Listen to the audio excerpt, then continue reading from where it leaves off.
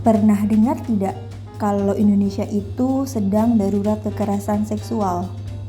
Dalam kurun waktu sejak tahun 2017 hingga 2021, misalnya di Jawa Tengah saja terdapat sejumlah 1.249 kasus kekerasan terhadap perempuan. 554 diantaranya merupakan kasus kekerasan seksual. Ada harapan besar yang datang pada bulan Mei tahun 2022, di mana Undang-Undang Nomor 12 tentang Tindak Pidana Kekerasan Seksual akhirnya disahkan. Namun, momentum penuh kebahagiaan dan perayaan ini kok sepertinya seolah tidak bernafas panjang ya? Dengan mengintip pengalaman LRC KJ HAM sebagai lembaga yang bekerja bersama kelompok perempuan rentan untuk perlindungan dan pemenuhan hak asasi perempuan, ternyata proses pendampingan dan advokasinya belum seperti yang kita harapkan loh. Sejak Undang-Undang TPKS disahkan, terdapat 22 perempuan korban yang mengadukan kasusnya ke LRC KJ HAM.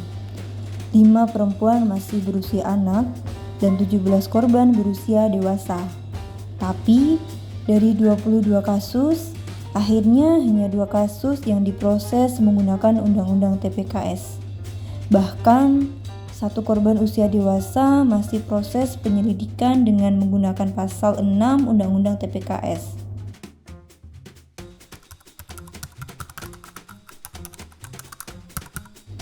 Yang berbunyi pasal 6 huruf A, setiap orang yang melakukan perbuatan seksual secara fisik yang bertujuan terhadap tubuh, keinginan seksual, dan atau organ reproduksi dengan maksud merendahkan harkat dan martabat seseorang berdasarkan seksualitas dan atau kesusilaannya yang tidak termasuk dalam ketentuan pidana lain yang lebih berat dengan pidana penjara paling lama 4 tahun dan atau pidana denda paling banyak 50 juta rupiah.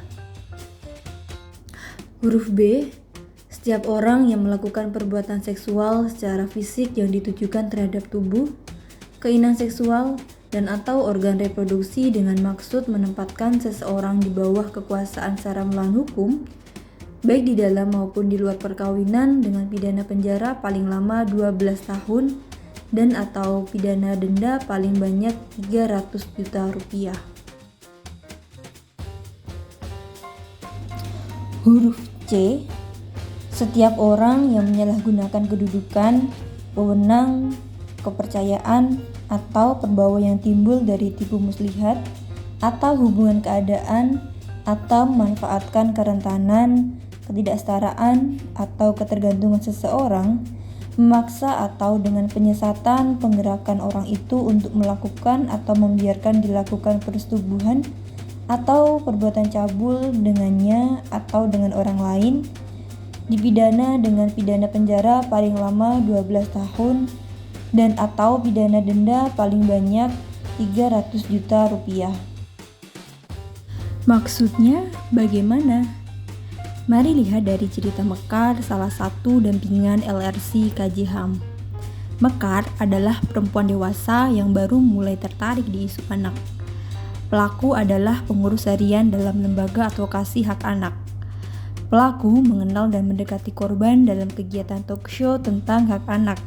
Pada saat itu, pelaku tiba-tiba menghubungi korban melalui WhatsApp untuk menanyakan kunci kamar teman pelaku yang hilang.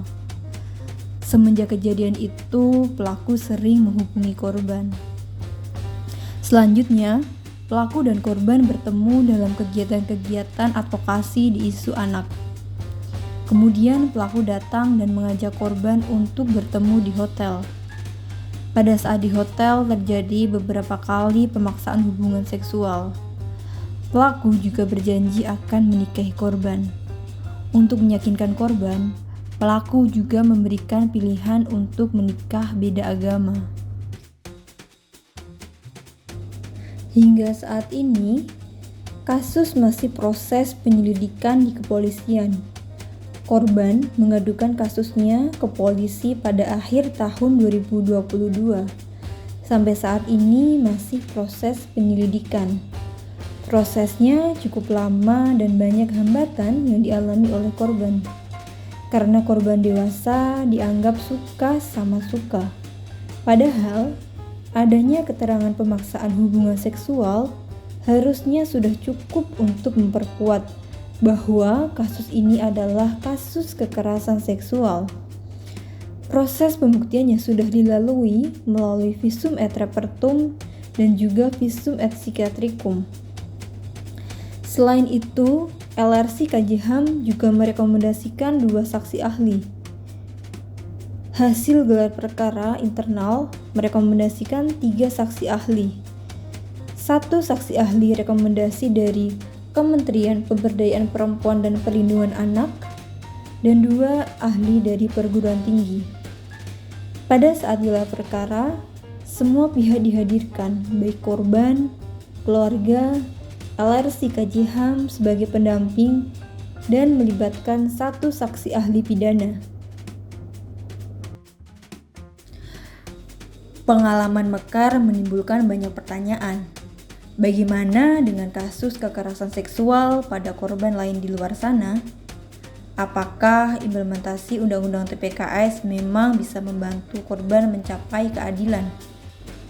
Pada intinya, pengawalan Undang-Undang TPKS tidak hanya berhenti pada pengesahannya, namun bagaimana isi dari undang-undang tersebut dapat diimplementasikan secara adil dan berpihak pada korban. Mari kita kawal bersama implementasi Undang-Undang TPKS.